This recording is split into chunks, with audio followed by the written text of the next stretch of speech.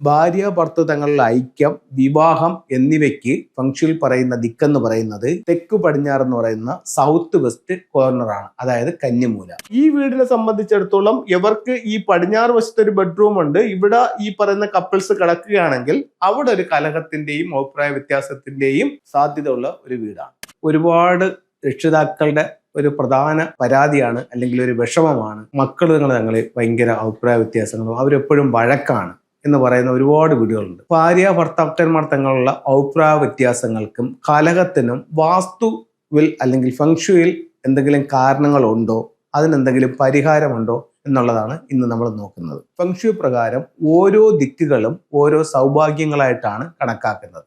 അതിൽ ഭാര്യ ഭർത്തൃ തങ്ങളുടെ ഐക്യം, വിവാഹം എന്നിവയ്ക്ക് ഫംഗ്ഷനിൽ പറയുന്ന ദിക്കെന്ന് പറയുന്നത് ഏതൊരു വീടിന്റെയും തെക്ക് പടിഞ്ഞാറ് എന്ന് പറയുന്ന സൗത്ത് വെസ്റ്റ് കോർണർ ആണ്, അതായത് കന്നിമൂല. ഈ ദിക്കിൽ എന്തെങ്കിലും തരത്തിലുള്ള ഒരു മലിനപ്പെടൽ സംഭവിച്ചിട്ടുണ്ടെങ്കിൽ, ഒരു ദിക്ക് മലിനപ്പെട്ടു പോകുന്നതിന്റെ കാരണങ്ങൾ, ആ ദിക്കിൽ ഒരു ടോയ്ലറ്റ് വന്നാൽ ആ ദിക്ക് മലിനപ്പെടാം, അവിടെ ഒരു സെപ്റ്റിക് ടാങ്കോ വേസ്റ്റ് വാട്ടറിന്റെ കുഴിയോ വന്നാൽ ആ ദിക്ക് മലിനപ്പെടാം. വീട് പണിയുമ്പോൾ ആ ദിക്കിനെ ഒഴിവാക്കിക്കൊണ്ടാണ് വീട് നിർമ്മിച്ചിരിക്കുന്നതെങ്കിൽ ആ ദിക്ക് മിസ്സിംഗ് ഏരിയ ആയിട്ട് കണക്കാക്കും. അങ്ങനെയാണെങ്കിലും ആ ദിക്ക് മലിനപ്പെടാം.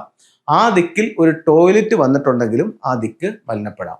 അവിടെ തെക്ക് പടിഞ്ഞാറ് ഭാഗത്ത് കിച്ചൺ വന്നാലും അത് വളരെ ബുദ്ധിമുട്ടായിട്ട് ഫംഗ്ഷനിൽ പറയുന്നുണ്ട്. അപൂർവങ്ങളായിട്ടുള്ള വീടുകളിൽ മാത്രമാണ് സൗത്ത് വെസ്റ്റ് എന്ന് പറയുന്ന കന്നിയിൽ കിച്ചൺ വന്ന് കണ്ടിട്ടുള്ളത്. ഒരു കാരണവശാലും കന്നിയിൽ കിച്ചൺ പാടില്ല.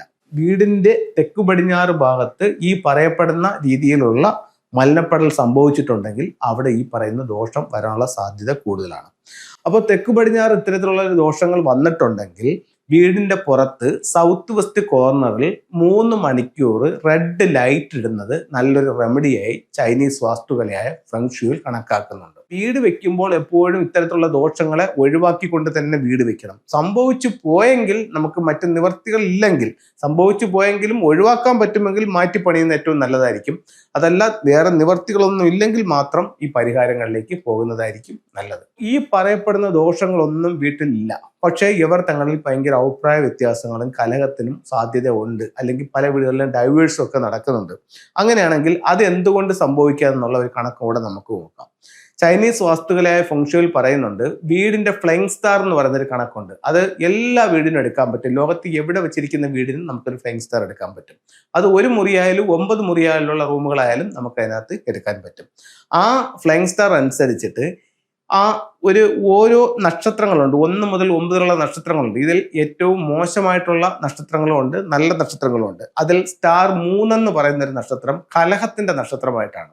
അപ്പോൾ പല വീടുകളിലും നമ്മൾ പരിശോധിച്ച് നോക്കുമ്പോൾ ഇത്തരത്തിലുള്ള ദോഷങ്ങളൊന്നും വീട്ടിൽ ഇല്ലാതിരിക്കുകയും പക്ഷെ അവർ തങ്ങളിൽ കലഹങ്ങൾ ഉണ്ടാവുകയും ചെയ്യുകയാണെങ്കിൽ അവരുടെ വീടിന്റെ ഫ്ലൈങ് സ്റ്റാർ എടുത്ത് നോക്കുമ്പോൾ ഇവർ ഈ പറയുന്നത് പോലെ, ഞാനൊരു വീടിന്റെ ഫ്ലൈങ് സ്റ്റാർ ആണ് ഈ കാണിച്ചിരിക്കുന്നത്. ഇത് ഒറിജിനൽ ഫ്ലൈങ് സ്റ്റാർ ആണ്. ഇതിൽ വെസ്റ്റിൽ 3-4 എന്ന് പറയുന്ന ഒരു കോമ്പിനേഷൻ ഈ വീട്ടിലുണ്ട്. എന്ന് വെച്ചാൽ എല്ലാവരുടെയും വീട്ടിന്റെ വെസ്റ്റിൽ ഈ 3-4 കോമ്പിനേഷൻ വരണമെന്ന് നിർബന്ധമില്ല. അത് അതിന്റെ ഡിഗ്രിയെയും കാലത്തെയും അനുസരിച്ചിട്ടാണ് അത് കണക്കാക്കുന്നത്. അപ്പോൾ ഈ വീടിനെ സംബന്ധിച്ചിടത്തോളം ഇവർക്ക് ഈ പടിഞ്ഞാറ് വശത്ത് ഒരു ബെഡ്റൂം ഉണ്ട്. ഇവിടെ ഈ പറയുന്ന കപ്പിൾസ് കിടക്കുകയാണെങ്കിൽ അവിടെ ഒരു കലഹത്തിന്റെയും അഭിപ്രായ വ്യത്യാസത്തിന്റെയും സാധ്യത ഉള്ള ഒരു വീടാണ്. ഇത്തരത്തിലുള്ള കാരണങ്ങൾക്ക് 2 കാര്യങ്ങളുണ്ട്. ഒന്ന്, സൗത്ത് വെസ്റ്റ് എന്ന് പറയുന്ന കന്നിമൂലയിൽ സംഭവിച്ചു പോയ തെറ്റ്. 2, നിങ്ങൾ കിടക്കുന്ന ബെഡ്റൂമിൽ സംഭവിച്ചു പോയ ആ ഒരു മോശം സ്റ്റാർ. മൂന്നാമതൊരു കാര്യം കൂടെ ഉണ്ട്. ഇപ്പൊ നിങ്ങളുടെ ബെഡ്റൂമിൽ ഇത്തരത്തിലുള്ള സ്റ്റാർ ഇല്ല, നിങ്ങളുടെ വീടിന്റെ തെക്ക് പടിഞ്ഞാറ് ഇത്തരത്തിലുള്ള ഒരു ദോഷമില്ല, പക്ഷേ നിങ്ങളുടെ പ്രധാന വാതിൽ ഈ ഒരു 4-3 കോമ്പിനേഷനിലാണ് നിൽക്കുന്നതെന്നുണ്ടെങ്കിൽ ഇത് സംഭവിക്കാം. കാര്യം എന്താണ്? ഇതിന്റെ എൻട്രൻസിൽ നിൽക്കുന്ന വാട്ടർ സ്റ്റാർ നമ്പർ എന്ന് പറയുന്നത് 3 ആണ്. അത് കലഹം ഉണ്ടാക്കും. ഇവിടെ ആണെങ്കിൽ ഇതിന്റെ ബെഡ്റൂമിൽ നിൽക്കുന്ന മൗണ്ട് സ്റ്റാർ നമ്പർ 3 ആണ്, അവിടെ കലഹം ഉണ്ടാക്കും. അപ്പോൾ ഇത്തരം കാരണങ്ങളാലും ഒരു വീട്ടിൽ ഇത്തരത്തിലുള്ള കാര്യങ്ങൾ സംഭവിക്കാം. ഇപ്പൊ ഇത്തരം സംഭവിച്ചു പോയ ഒറ്റ ബെഡ്റൂമുകൾ എന്ത് ചെയ്യാന്ന് ചോദിച്ചു കഴിഞ്ഞാൽ ഫ്ലൈങ് സ്റ്റാർ ഉപയോഗിച്ചുകൊണ്ട്, ചില എലമെന്റുകൾ ഉപയോഗിച്ചുകൊണ്ട് അതിന് നമുക്ക് റെമഡികൾ ചെയ്യാവുന്നതാണ്. അത് ഓരോ വീടിന്റെയും ഫ്ലൈങ് സ്റ്റാർ കണക്കെടുത്തിട്ടാണ് അതിന്റെ റെമഡി കണ്ടുപിടിച്ച് ചെയ്യുന്നത്. നമുക്കിനി ഫെങ്ഷുയുടെ ചില ടൂളുകൾ ഉപയോഗിക്കാം. ഇത് ഗോമതി ചക്രം എന്ന് പറയുന്ന ഒരു ടൂളാണ്. ഇത്തരത്തിലുള്ള 11 ഗോമതി ചക്രം നമ്മുടെ വീട്ടിൽ ഒരു മഞ്ഞ പട്ട് തുണിയിൽ പൊതിഞ്ഞ് സൂക്ഷിക്കുന്നത് നമുക്ക് ധനാഭിവൃദ്ധി ഉണ്ടാവാൻ നല്ലതായിട്ട് ഫെങ്ഷുയിൽ കണക്കാക്കുന്നുണ്ട്. ഇതിനുപയോഗിക്കുന്ന മറ്റ് ഒരു ടൂൾ എന്ന് പറയുന്നത് ചൈനീസ് കോയിൻസ് ആണ്.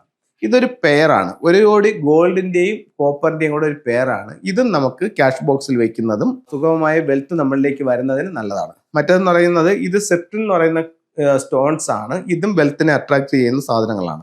ഈ സെറ്റിന്റെ തന്നെ നമുക്ക് ബ്രേസ്ലെറ്റുകൾ, മാലകളുണ്ട്. ഇതൊക്കെ നമുക്ക് ഇതുപോലെ കയ്യിൽ ധരിക്കാവുന്നതാണ്. ഇതും നമുക്ക് ഈ പറയപ്പെടുന്ന സാമ്പത്തികമായിട്ട് അഭിവൃദ്ധിക്കായിട്ട് ചെയ്യാം. ഇത് ലേഡീസിനാണെങ്കിൽ ലെഫ്റ്റ് ഹാൻഡിൽ ചെയ്യാം, ജെൻസിലാണെങ്കിൽ റൈറ്റിൽ ചെയ്യാം. അപ്പോൾ പലരും ചോദിക്കുന്ന ഒരു സംശയം എന്ന് പറഞ്ഞു കഴിഞ്ഞാൽ, സാർ ഇത് നാളോ അല്ലെങ്കിൽ ഡേറ്റ് ഓഫ് ബർത്തോ നോക്കിയിട്ടാണോ ധരിക്കേണ്ടതെന്ന് ചോദിക്കുന്നുണ്ട്. അങ്ങനെയല്ല, ഇത് രത്നങ്ങളല്ല, ഉപരത്നങ്ങളാണ്. ഉപരത്നങ്ങൾ നമ്മുടെ ആവശ്യങ്ങൾക്കനുസരിച്ച് ധരിക്കാമെന്നാണ് ഫെങ്ഷുയിൽ പറയുന്നത്. അപ്പോൾ എല്ലാവർക്കും എല്ലാ ഐശ്വര്യങ്ങളും ഉണ്ടാവട്ടെ എന്ന് പ്രാർത്ഥിച്ചുകൊണ്ട് നിർത്തുന്നു. നന്ദി, നമസ്കാരം.